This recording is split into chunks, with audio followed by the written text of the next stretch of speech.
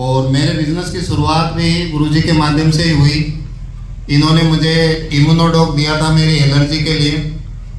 जो एलर्जी की ठीक होने के बाद में सर ने फिर मेरा काफ़ी फॉलोअप किया। बोले सर आपकी एलर्जी ठीक हो गई तो लोगों को भी बताओ, लेकिन कई चीज़ों का डर था तो शुरुआत करने में थोड़ा सोचने में टाइम लिया, 2 महीने का। दयाल सर, मोहन जी सर और रामनिया जी सर के माध्यम से 2 महीने तक लगातार फॉलोअप के बाद में शुरुआत हुई। और मैं आपको बताना चाहूँगा कि जब मैं इस बिजनेस में आया था तब तक मैं अदर छोटे मोटे सारे धंधे कर करके उसमें फेल हो के 16 लाख रुपए के कर्जे में आ गया था। शुरुआत करने के कुछ ही टाइम बाद में पहले पोलियो तो था ही पैरों में, और इस AWPL में आने के 6 महीने बाद में एक्सीडेंट और हो गया, जिससे ये घुटना और ये कुल्ला टूट गया। और अभी भी मेरी वही कंडीशन है, और अभी मैं महीने 2 महीने बाद में ऑपरेशन कराऊंगा।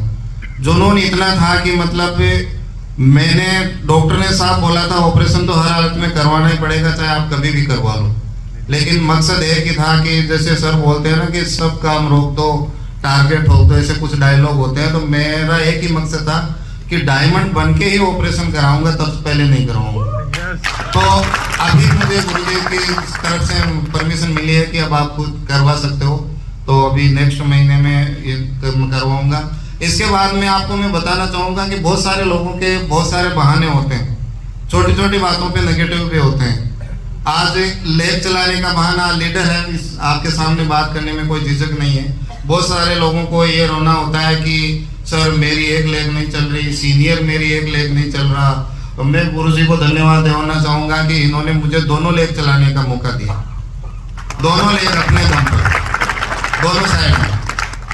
इसके बाद में आर्थिक संकट मैंने आपको बता ही दिया। ये हालत थी कि 16 लाख रुपए आदमी कर्जा चुकाए, ब्याज चुकाए, 32,000 तो ब्याज होता था हमारे राजस्थान में, 16 लाख का मूल चुकाए। मैं खुद का अपना खर्चा चलाऊं, घर में किसी का सपोर्ट नहीं, अकेला मैं सारी जिम्मेदारियां उठाते हुए ये काम किया।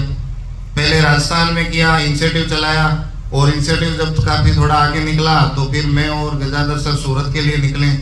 और मैं आपको बताऊं 6 महीने एक ज्वाइनिंग आए बिना हमने लगातार वहाँ काम किया। घूमते रहते थे, कभी चाय पीते, कभी जूस पीते, कभी डूमस उबराट बीच पर भी इधर भी घूमने निकल जाते। मतलब हम प्रोस्पेक्टिंग में लगे रहते। और कई बार ऐसी तंगी आ जाती कि मतलब अब तो मजबूरी है कि ना पेट्रोल का है ना शाम को खाने का है, तो फिर हम डेंटो बेचने भी निकलते हैं। 2-4 घंटों में 8-10 डेंटो बेच ले तो 2-3 दिन का जुगाड़ हो जाता था। शर्म तो बहुत आते थे, लेकिन मजबूरियाँ थी। फिर ऐसा करते करते फिर जैसे ही बिजनेस हमारा शुरुआत हुआ, 6 महीने बाद में हमें एक ज्वाइनिंग मिली एक चाय वाले के माध्यम से, और उनके माध्यम से फिर हमें एक दूसरे चाय वाले मिले जो परवीन सर है, गुजरात से हमारे बीच में ही है, आज सफाई लीडर है वो। तो उनके माध्यम से फिर और काम करने का मौका मिला। इस तरह से काम करते गए। जैसे ही बिजनेस की अच्छी सी शुरुआत हुई, लॉकडाउन लग गया। लॉकडाउन में सब लोग गड़बड़ा गए और सब अपने अपने गाँव आने लगे। हमें भी बहुत सारे मैसेज आने लगे, बोले गांव आ जाओ, गांव चले जाओ। लेकिन दिक्कत एक ही थी कि बिना पैसे अगर हम गांव जाएंगे तो उससे अच्छा यहीं मर जाएंगे। तो क्योंकि मेरी हालत ऐसी थी कि कर्जा था, घर वाले कोई पूछते नहीं थे, और रिश्तेदार सब, उनको पता था कि इसका कॉल उठाया तो कहीं ऐसा ना हेल्प मांग ले। तो इस तरह से करके कोई वो थी, तो मैंने सोचा कि गाँव नहीं जाएंगे, अगर मरना होगा तो यहीं मर जाएंगे। और गांव चले भी गए तो फिर बिना जेब में 1 रुपए के अगर गांव बैठे रहेंगे तो वो भी मौत से कम नहीं। इस तरह से हमने संघर्ष झेला। और फिर वहाँ लॉकडाउन में भी हमने गलियों से निकल के इधर उधर बच के शुरुआत करी, वहाँ काम सेटअप किया। इसके बाद में उज्जैन भी आया, मैं अभी देवास रह रहा हूँ। इसके बाद में फिर इंसेटिव देखा, तो सारी चीज़ें, कर्जा होना, शारीरिक स्थिति ठीक होना, नहीं होना, लोग नहीं होना, बोलते हैं कि लिस्ट नहीं है, हमने बिल्कुल अननाउन लिस्ट पे काम किया। आज मेरे गांव से मेरे साथ एक भी ज्वाइन नहीं है, मेरे परिवार से मेरे साथ एक भी ज्वाइन नहीं है, मेरा दोस्त रिश्तेदार कोई मेरे साथ ज्वाइन नहीं है। सारी मेरी जितनी भी टीम है, मैं उनको धन्यवाद देना चाहूँगा। आप सबका प्यार और सहयोग में हमारे साथ हमेशा बना रहा। आप लोग मोटिवेट करते रहे, बोले सर आपकी फोटो दिखा के हम कई बार प्रमोशन करते हैं, तो मैं एक चीज़ सोचता था, यार लोग मुझे इतना प्रमोट करते हैं तो मैं घर कैसे बैठ सकता हूँ। तो ऐसी सारी चीज़ें होते थे, टीम के लिए भी काम करना पड़ता था। तो टीम लिस्ट नहीं होने के बावजूद हमने काम किया। लिस्ट का बहुत सारे लोगों को रोना होता है कि यार लिस्ट नहीं है, मैं किसको बताऊं। हम अभी भी नई लिस्ट पे काम करते हैं और ये सारी चीज़ें करते हैं। दोस्तों, दिक्कतें बहुत आई, बहुत बार रोया, अकेले में रोया, एक दो बार टीम के सामने भी रो दिया। और गजादर सर ये बोलते थे, सर हम तो आपके भरोसे आए हैं, आप भी रो दोगे तो हमारा क्या होगा। हालत इतनी खराब थी। गुरुदेव का कभी भी फोन आता तो रोना आ जाता था। सर फोन लगाते थे, दया सर को, मोदी सर को बोलते थे, सोन जी से मैं क्या बात करूं यार, जब भी बात करता हूं वो तो रो देते हैं। दिक्कतें इतनी थी, आप भी जानते हो, रोना कोई नहीं चाहता, लेकिन मजबूरियां इतनी, दिक्कत इतनी, खाने को पैसा नहीं। अभी गुरु सर बता रहे थे कि सिख लोग गुरुद्वारे में फ्री खाते हैं, तो हमने भी 1 महीना गुरुद्वारे में फ्री खाना खाया। स्वामी नारायण मंदिर है बारडोली में, एक टाइम का खाना हमने वहाँ भी खाया 1 महीने।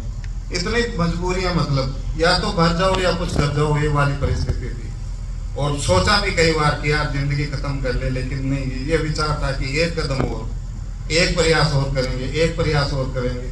और मैं तो ये देखूंगा कि मेरे मेंटल मजबूत नहीं होते और ये सिस्टम मजबूत नहीं होता तो मैं आज यहाँ नहीं होता। सर ने, दयाल सर ने, जयसारण सर ने मेरा हर जगह सपोर्ट किया, हर कंडीशन में सपोर्ट किया। ऐसा नहीं है कि मतलब आर्थिक सपोर्ट ही हो, लेकिन इनका फिजिकली सपोर्ट और सारी चीज़ें, छोटी छोटी कभी ज़रूरत पड़ी हेल्प भी करी, पैसों की मदद भी करी और सारी चीज़ें करी, जिसकी बदौलत आज यहाँ हूँ। हाँ, मैं फील्ड में दिन रात भागता हूँ, मेहनत करता हूँ। 600 किलोमीटर का सफ़र में 12 घंटे में तय कर लेता हूँ। मैं फेसबुक पे डालता भी हूँ कई बार जब निकलता हूँ और पहुँचता हूँ। और 900 किलोमीटर मतलब कुचामन से सूरत तक पहुँचना, ये स्कूटी से सफ़र करना, जो 3 टायर जो लगे होते हैं ना, जो गार्ड बनाया होता है स्कूटी का, उससे मैं सफ़र कर लेता हूँ। नैनीताल तक भी, अपने जिम कॉर्बेट भी मैं स्कूटी से गया हूँ। आगरा, ग्वालियर, हर जगह घूम लेता हूँ। ये सब मेरी मजबूरियाँ, ऐसा नहीं है कि मैं, मेरा शौक है, लेकिन ट्रेन में, बस में चढ़ने में, उतरने में मुझे बहुत सारी प्रॉब्लम्स होती है, बाथरूम वगैरह जाने में और में, तो मैं खुद का व्हीकल लेके निकलता हूँ ताकि मुझे कहीं कोई दिक्कत ना आए। इस सारी चीज़ों के करने के बाद में अगर मान लो मेरे साथ काम हो सकता है तो प्लेटफॉर्म वही है, प्रोडक्ट वही है, सीनियर वही है, सारी सिचुएशन आपके साथ वही है। और कहीं ना कहीं आप मेरे से बेटर हो, स्मार्ट भी हो, फिजिकली भी फिट हो। तो मैं तो एक ही चीज़ कहना चाहूँगा कि आज की ट्रेनिंग लेने के बाद में और कल यहाँ से फ्री होने के बाद में ज़िंदगी में ये मत सोचना आप कभी कि मैं नहीं कर सकता। आप मुझे देख के याद कर लेना, कभी भी कोई नेगेटिव दिमाग में आए आपको तो आप देख लेना कि यार ऐसा इंसान कर सकता है, तो मैं तो उससे तो कहीं बेटर हूँ।